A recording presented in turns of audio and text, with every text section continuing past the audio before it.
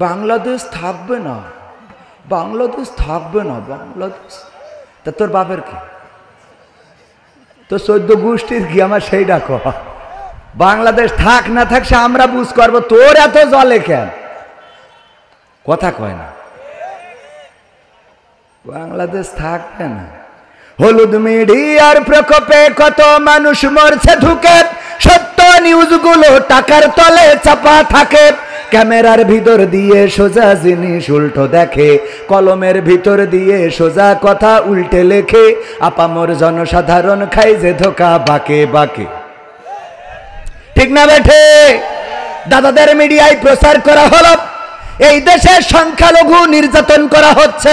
আমি আপনাদের কাছে যদি প্রশ্ন করি, আপনার ডানে বামে যত হিন্দু আছে বলেন দেখি, যত মন্দির আছে, প্যাগোডা আছে, গির্জা আছে, এই বাংলার জমিনে একটা মন্দিরে, একটা গির্জায়, একটা প্যাগোডায় 5 তারিখের পরে হামলা কি করা হয়েছে? হামলা তো করা হয় নাই, বরং নজির সৃষ্টি করেছে। বিশ্বের ইতিহাসে এবারই প্রথম মাদ্রাসার ছাত্ররা, আলেম ওলামারা, ইসলামী আন্দোলনের নেতা কর্মীরা তারা যে মন্দিরগুলো পাহারা দিয়েছে ষড়যন্ত্র রুখে দেওয়ার জন্য। শুধু তাই নয়, মন্দিরের সামনে ফজরের নামাজ পড়ে তারপরে আমার কোরআনের ছাত্ররা, হাফেজে কোরআনেরা ওই মন্দিরের সামনে পর্যন্ত নামাজ আদায় করে বাড়িতে গিয়েছে। বলেন ঠিক কিনা? আবার ইতিহাস সৃষ্টি করেছে এবার আমাদের হিন্দুরাও। যখন এবার ঈদের নামাজ হলো, এবারই তো সম্ভবত অনেক বছর পরে প্রথম কোন নামাজ, যেই নামাজে রাষ্ট্রের প্রধান তিনি ইমাম, তিনি যাইতে পেরেছেন জাতীয় ঈদগাহে। এতদিন যা ছিল লা হাওলা ওয়ালা কুওয়াতা ইল্লা বিল্লাহ, মানে ওরা যদি যেয়ে জাতীয় ঈদগাহে সামনের কাতারে দাঁড়াইতো তাইলে সবাই বলতো লা হাওলা ওয়ালা কুওয়াতা ইল্লা বিল্লাহ। ঠিক না? ঠিক না বেঠে? এইবারই একজন বিটা মানুষ, আমাদের আঞ্চলিকতায় বলে মদ্য মানুষ। কি মানুষ? মদ্য মানুষ গিয়েছে। আর এইবারই প্রথম কোন ঈদ গেল যে ঈদে আমার হিন্দু ভাইয়েরা, হিন্দু মায়েরা, বোনেরা, মুসলমানরা যখন নামাজে যায় তখন তাদের গায়ের উপরে ফুলের তোড়া ছিটিয়েছে। বলেন ঠিক কিনা? সৌহার্দ্যপূর্ণ সম্প্রীতির পূজা হয়ে গেল, সৌহার্দ্যপূর্ণ সম্প্রীতির ঈদ হয়ে গেল। এত কিছুর পরেও আমার দাদার দেশে তারা নিউজ করে এই দেশে নাকি সংখ্যালঘু নির্যাতন হয়। আমি গবেষণা করে দেখলাম, ওই নাসিরউদ্দিন হজ্জার গল্প বলার আগে নাসিরউদ্দিন হজ্জা একবার অনেক কষ্ট করে 1 কেজি গরুর গোশত কিনেছে। অনেক দিন ধরে গরুর গোশত খাওয়া হয় না, খুব কষ্ট করে 1 কেজি গরুর গোশত কিনে এনেছে বাড়িতে। বেগমকে বললেন, বেগম রান্না করো, আমি একটু কপোতাক্ষর পাড় থেকে গোসলটা সেরে আসি, তারপরে গরুর গোশত দিয়ে আজকে মাখো মাখো করে খাবো। অনেকদিন পরে গরুর গোশত, এরকম হয় না গরিব মানুষের জীবনে? অনেকদিন পরে গরুর গোশত রান্না, 1 কেজি গরুর গোশত কিনে এনেছে। গোসল করতে গিয়েছে বেগম সাহেবা, রান্না করতে করতে 1 কান 2 কান করে খাইতে খাইতে একেবারে 1 কেজি মেরে দেওয়া শেষ। গোসল করে এসে নাসিরউদ্দিন হজ্জা সরিষার তেল মাখতেছে আর বলতেছে, নিয়ে আসো বেগম, নিয়ে আসো, আজকে কায়দা করি কষি মারবো। বেগম সাহেবা কিসের গোশত আনবে? গোশত মেরে দিয়া শেষ। এমন আল্লাহর ওলি আছে না নাই? অনেক দিন ধরে বেগমও খায় না। বেগম 1 কেজি শেষ করার পরে বুদ্ধি করেছে, মেয়েদের বুদ্ধি কম না বেশি, কিন্তু ধরা খায় না। দেখবেন যে এই যে ধরেন ফোনে কথা বলতেছে চাচাতো ভাইয়ের সাথে অথবা যার সাথে, তুমি কতদিন হলো আমার খোঁজই নাও না, খোঁজ নিবা মাঝে মাঝে, ফোন দিবা, তোমার খুব ভালো লাগে। আমি তোমাকে দেখার পরে শাহরুখ খানকে তো দেখি না। হঠাৎ করে স্বামী এসে যদি গলা ঝাড়া দেয়, আচ্ছা ভাই এসছেন ভাই, তুই এসে বলে বেড়াই যাস? হ্যাঁ তোর, আরে এসছেন মাকিরাম রিস ভাই, মানে একদম স্টার জলসার সাথে সাথে বিটিভি। কথা কয় না, চ্যানেল 1 মুড়াতে ঘুরাই দেয়। মানে স্বামী যেন বোঝে না ওর খুব কাছের লোকের সাথে কথা বলতেছে, যেই লোকের সাথে অন্তত সন্দেহ করা যাবে। কথা কয় না। ওগো আমার ভাইয়েরা, বুদ্ধি করে বাড়ি ছিল একটা বিড়াল, বিড়ালটার গলায় দড়ি দিয়ে নিয়ে টানতে টানতে নিয়ে চলে গেছে। নাসিরউদ্দিন হজ্জার সামনে নিয়ে বলতেছে, কতদিন ধরে বললাম বিড়ালটা ফেলে দিয়ে আসো, তুমি বিড়ালটা ফেললে না, আজকে কি ক্ষতি করিস? কি হয়েছে বেগম? এই বিড়ালটা ওই 1 কেজি গোশত সব খেয়ে ফেলেছে। সত্যি সত্যি খেয়েছে? তুমি বিশ্বাস করো না, আমার তালাকটা আমি বাড়ি চলে যাই, আমি কার সাথে সংসার করছি আল্লাহ। মানে কান্না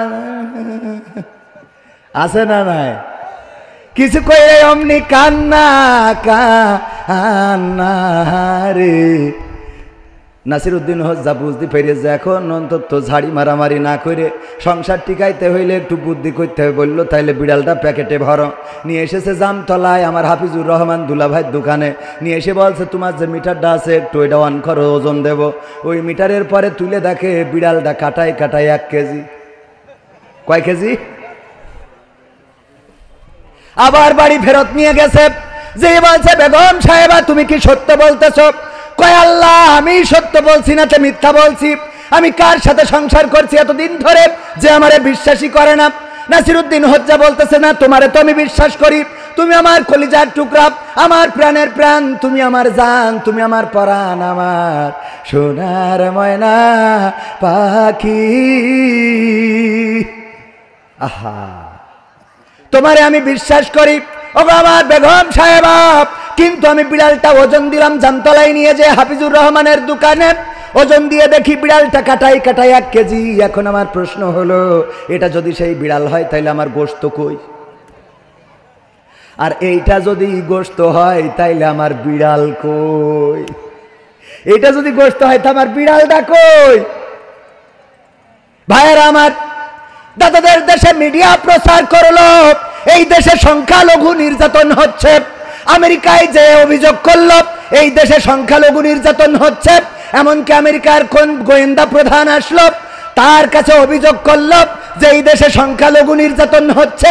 ওগো আমার ভাইয়েরা, আমরা খুঁজে খুঁজে দেখলাম সবচেয়ে বেশি নির্যাতিত, সবচেয়ে বেশি আতঙ্কিত হয়ে এই দেশ ছেড়েছেন যিনি, তিনি আর কেউ নন, তিনি হলেন এই দেশে ইসলাম প্রচার করার জন্য যেই পরিবার এসেছিল বঙ্গবন্ধুর পরিবার, সেই পরিবারের সন্তান শেখ হাসিনা। ইসলাম প্রচার করতে এসেছিল এমন আল্লাহওয়ালা, সকালবেলা উঠে আগে যাই নামাজ খুঁজে নিয়ে ফজরের নামাজ পড়ে, তারপরে কোরআন তেলাওয়াত করে দিনের শুরু করে। এই আল্লাহর ওলিরে প্রথম নির্যাতন করে এই দেশ থেকে পাঠানো হয়েছে। বলেন ঠিক না বেঠিক? এইটা সংখ্যালঘু না সংখ্যাগরিষ্ঠ? মুসলমান না অন্য ধর্মের? মুসলমান না? সংখ্যাগরিষ্ঠ কি না? সংখ্যাগরিষ্ঠ। 2 নম্বর যিনি নির্যাতনের শিকার হলেন তিনি আর কেউ নন, বিশ্ব ওলি। ওরে বাবা, দাড়ি দেখলি মনে হয় মতিউর রহমান নিজামী রাহিমাহুল্লাহ, মনে হয় আবার এসেছে সালমান এফ রহমান। দরবেশ বাবা, আমির, নায়েবে আমির, জেলা আমির, থানা আমির, এই আল্লাহর ওলি পীর সাহেব, উনি নির্যাতনের শিকার এতটাই হলেন যে দাড়িটাও কেটে ফেলে। উনি সংখ্যাগরিষ্ঠ না সংখ্যালঘু? কথা কয় না। সংখ্যাগরিষ্ঠ না সংখ্যালঘু? সংখ্যাগরিষ্ঠ। 3 নম্বর আল্লাহর ওলি যিনি, তিনি আর কেউ নন, তিনি হলেন হযরত শামীম ওসমান হাফিজাহুল্লাহ। কথা কয় না। এমন কোন রাত নাই যে 70-80 রাকাত তাহাজ্জুদ নামাজ পড়ে না। প্রতি রাতে 70-80 রাকাত তাহাজ্জুদের নামাজ পড়ে তারপর ঘুমায়, যা আমাদের জীবনেই নাই। 1 বছরে পড়েছি কিনা সন্দেহ হয়। আর উনি এমন কোন রাত নাই যেই রাতে 80-90 রাকাত তাহাজ্জুদ নামাজ আদায় করে না। এই আল্লাহর ওলি নির্যাতনের শিকার হয়েছে।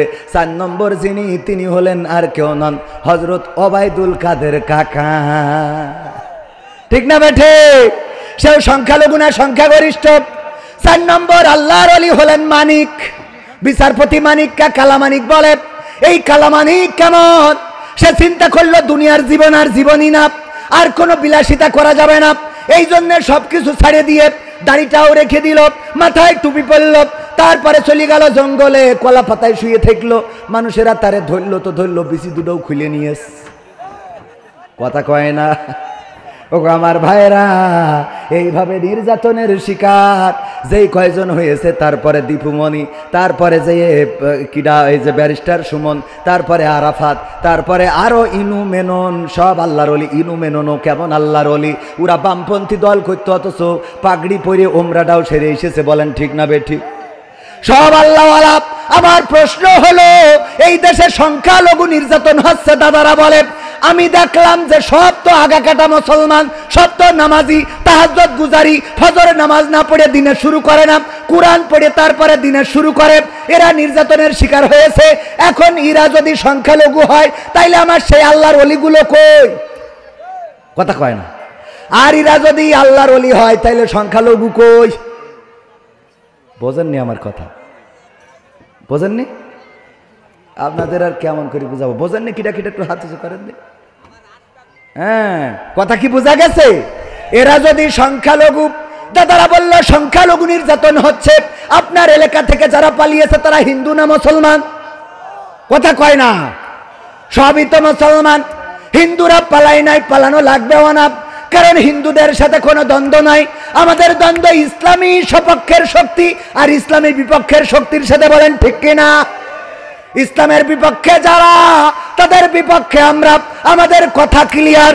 অনেক জায়গায় গেলে আমার বিএনপির ভাইয়েরা বলে হুজুর এতদিন একসাথে ছিলাম, এতদিন আপনারা আমরা একসাথে ছিলাম, এখন ওয়াজ করতে এসে আপনি তো ঠিকই দাড়িপাল্লার কথা বলে গেলেন, ইসলামের কথা বলে আসলে জামাত ইসলামের কথা বলে গেলেন, আমাদের বিএনপির ধানের শীষের কথা বললেন না। আমি বলি ভাই, আমাদের মেসেজটা বোঝেন নাই। আমাদের কথা হলো বাংলার জমিনে যদি কোরআনের আইন কায়েম করতে চায়, যদি বাংলাদেশ আওয়ামী লীগ কোরআনের আইন কায়েম করার জন্য রাজপথে দাঁড়ায়, তাদের পক্ষে থাকতে আমাদের কি কোনো আপত্তি আছে? যদি বিএনপি বাংলাদেশে কোরআনের আইন কায়েম করে দিতে চায়, ধর্ষণ বন্ধ করার জন্য আল্লাহর যে আইন, চুরি বন্ধ করার জন্য আল্লাহর যে আইন, ডাকাতি বন্ধ করার জন্য আল্লাহর যে আইন, হত্যার বদলে হত্যা আল্লাহর যে আইন, কিসাসের বিধান, এইগুলো যদি বিএনপিও কায়েম করতে চায়, তাদের সাথে রাজপথে থাকতে আমাদের কোনো আপত্তি আছে? কিন্তু বাংলাদেশ জামাত ইসলামী যদি এই আইনের বাইরে চলে যায়, তাইলে বাংলাদেশ জামাত ইসলামীকেও রাজপথে দাঁড়াতে দেওয়া হবে। কথা কয় না। ইসলামী আন্দোলনের বিপক্ষে, কোরআনের বিপক্ষে যারাই যাবে তাদের বিপক্ষে আমরা, ঠিক না বেটে? এই জন্য আসেন আল্লাহর জমিন, আল্লাহর দিন কায়েম করার জন্য সবাই ঐক্যবদ্ধ হয়ে চেষ্টা করি। এইবার যখন ধর্ষণ বেড়ে গেল, শিশু ধর্ষণ, নারী ধর্ষণ, বুড়ো ধর্ষণ, বুড়ি ধর্ষণ, কত ধর্ষণ আর ধর্ষণ। যখন সরকার, নতুন সরকার ক্ষমতা নিল, একের পর এক অপরাধ বেড়েছে না কমেছে? কথা কয় না, বেড়েছে না কমেছে? বাড়ানো হয়েছে। যে কোনো প্ল্যান পরিকল্পনা করি। আর আপনি ফোন করতেই আছেন, তার মানে কি আমার কথা বলতে অসুবিধা হচ্ছে না? আমার এমনি নেটওয়ার্ক পাই না, তারপরে যদি টাওয়ারে ডিস্টার্ব দেয় তাহলে সমস্যা না। ডানি থাকবেন, খালি সাই শুই দেবেন, কমেন ঠিক না হলেও ঠিক, হলেও ঠিক, ঠিক আছে? তাহলে যদি ভাল লাগবে আজ করতে বোঝে না। আপনি পাশে থাকবেন, দুই একজন নেতা গুতা থাকা লাগে, যে এখন এই ধরেন নির্বাচন চাচ্ছে, পিছনে একজন, ও কিন্তু চাচ্ছে না, তাও বলছে ঠিক। সব কথা তো বলা যায় না, মানে মাঝে মাঝে বুঝে নিতে হয়। ওগো আমার ভাইয়েরা, ঠিক বলার দরকার আছে না নাই? ঠিক বলে আবার বাড়ি এসে বলে যে এই কথাগুলো এখন বলা ঠিক হয় নাই, কারণ এই কথাগুলো বলার সময় আসছে, আর একটু সময় পরে বলতে হবে। ওগো আমার ভাইয়েরা, যাই হোক তাই হোক, ওদিকে আমি যাব না। আমার ভাইজান খুবই ভালো মানুষ, আল্লাহওয়ালা, এই মাহফিলের উপস্থাপনা করছেন খুবই দারুণভাবে। আমার ব্যাপারে উনি অনেক টাইটেল লাগাইছে, ধন্যবাদ। যে মানুষের কৃতজ্ঞতা পোষণ করে না, সে আল্লাহর কৃতজ্ঞতা পোষণ করে না, বলেছেন কে? কথা কয় না। যাই হোক, অপরাধ বিশ্বনবী সাল্লাল্লাহু আলাইহি ওয়াসাল্লাম বলেছেন। আর অপরাধের কথা বলি, ডক্টর ইউনূস ক্ষমতা নেওয়ার পরে একের পর এক অপরাধ বেড়েছে। মানুষ এই অপরাধগুলো দেখেছে, ফেস করেছে। চুরি বেড়ে গেল, পরিকল্পিতভাবে চুরি বাড়িয়ে দেওয়া হলো। তারপরে ডাকাতি বেড়ে গেল। আমরা গাজীপুরের মেয়র জাহাঙ্গীর পলাতক, এই পলাতক সে লিখেছে, সে বলেছে আমরা যদি ঢাকায়, দিনের ঢাকায় বেড়াতে না পারি, রাতের ঢাকায় মানুষরে ঘুমাইতে দেব না। বলেন ঠিক না বেঠিক? ধর্ষণ বেড়ে গেল, চুরি ছিনতাই বেড়ে গেল। কারণটা কি? কারণ হলো আল্লামা দেলওয়ার হুসাইন সাইদি রাহিমাহুল্লাহ, উনি সুন্দর করে একটা উদাহরণ দিয়েছিলেন, আপনাদের একটু স্মরণ করিয়ে দিই। একজন কাফন চোর মারা যাওয়ার সময় সন্তানদেরকে বলল, গো আমার সন্তানেরা, আমি মারা যাওয়ার পরে তোমরা এমন কিছু করবা যাতে করে মানুষেরা আমাকে অন্তত ভালো বলে, কারণ গোটা জামতলা, বাগাছড়া অঞ্চল, সব জায়গায় আমারে সবাই চেনে কাফন চোর বইলে। কি চোর? কি চোর? কাফন চোর। মানসি যেন আমারে ভালো বলে, এমন কিছু ভালো কাজ করবা যেন মানসি আমারে ভালো বলে।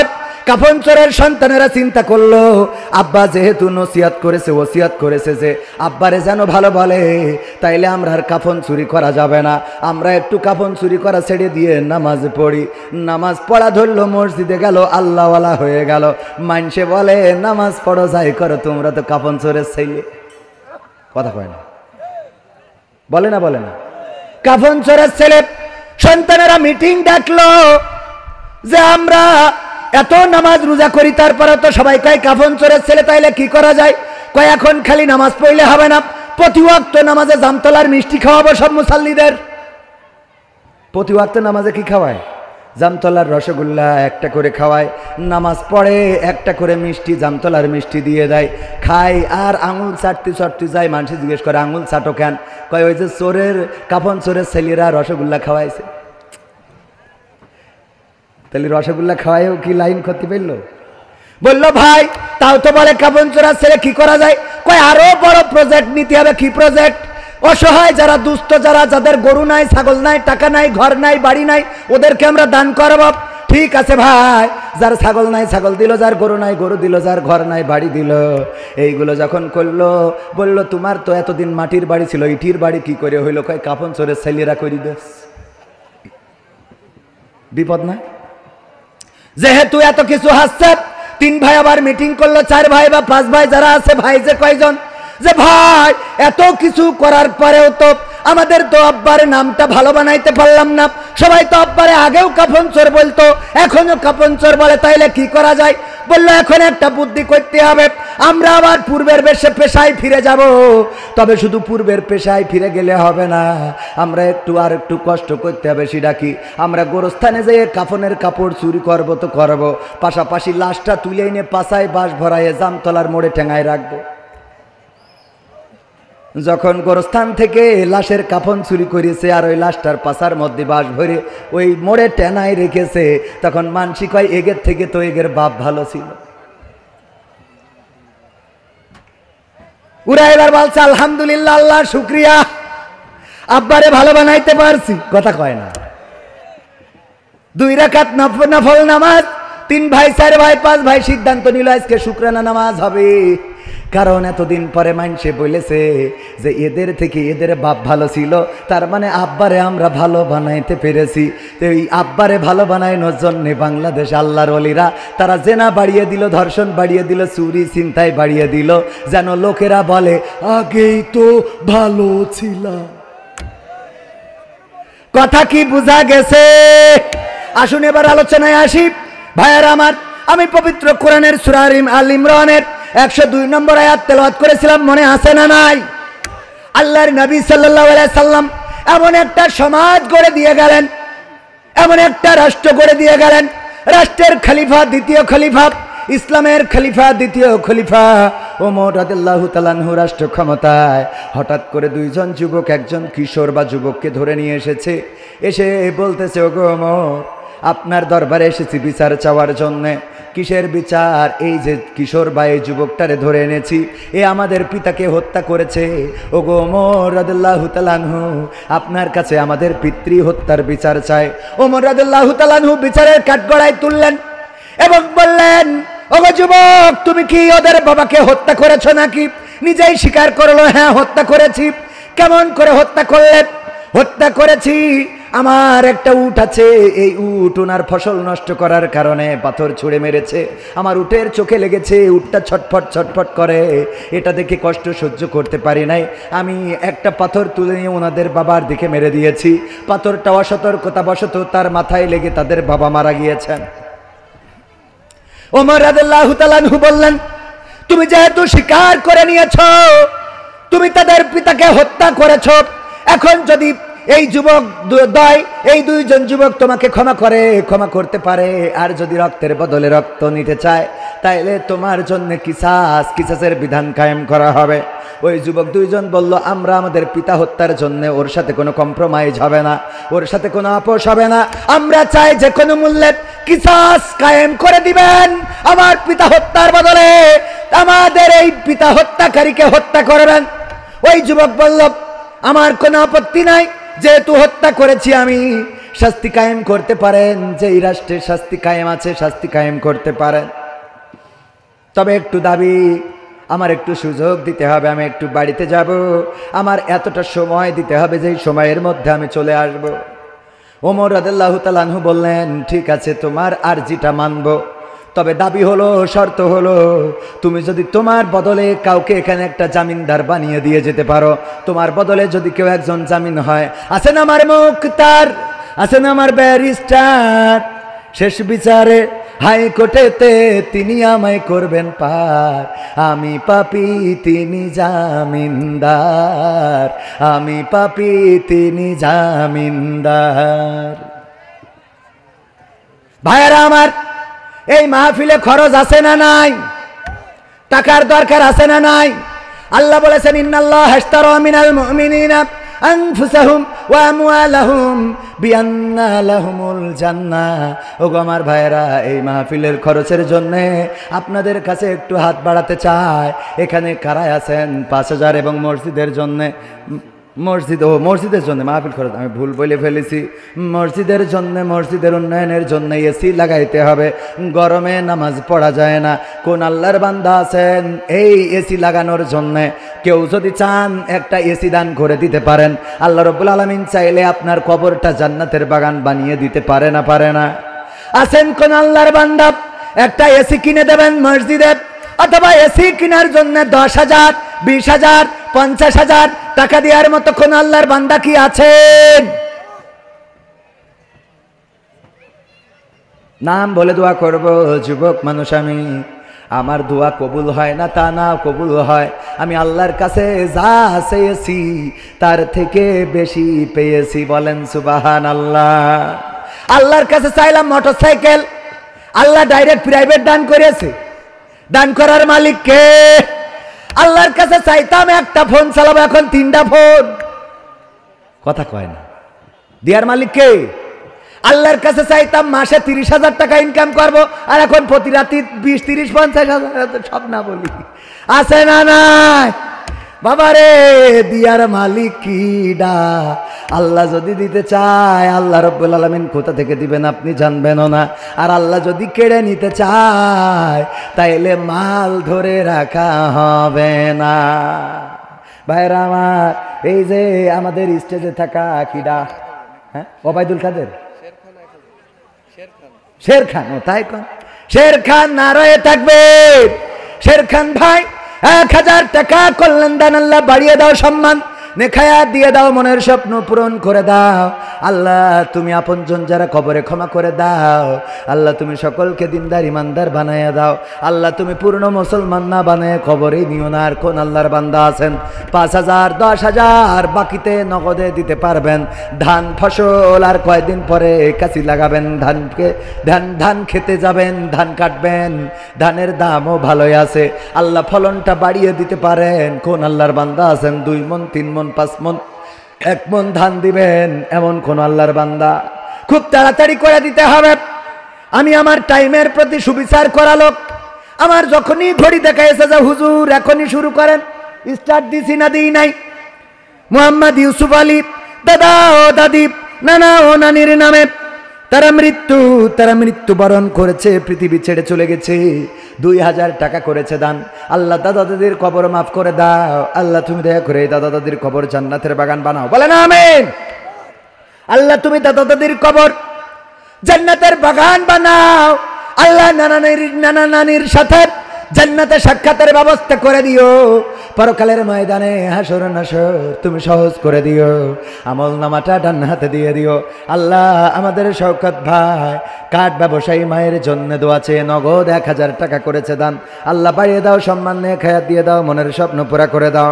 দানকারীর পিতা মাতার সুখে রেখো কবরে, নূরের টুপি পরায় আল্লাহ তুলিও রোজ হাসরে, বলেন আমিন। ভাইরা আমার, খুব তাড়াতাড়ি দিতে হবে। মিজানুর রহমান বেনে ঘড়ি 1,000, এখানে 2,000 লেখা মনে হয়েছে। 1,000 টাকা আল্লাহ দানকে কবুল করে নাও, নেখায়াত দিয়ে দাও, মনের স্বপ্ন পুরা করে দাও, আপন জনদের কবুল করে নাও। ওগো আমার ভাইরা, আজকে আমি আলোচক, বিশেষ আলোচক, এই জন্য গান একটু কম শুনাইলাম, আলোচনা করলাম বেশি। কিন্তু যেদিন আলোচনা করতে চাই ওই দিন সময়ডার তেস মারা খায়।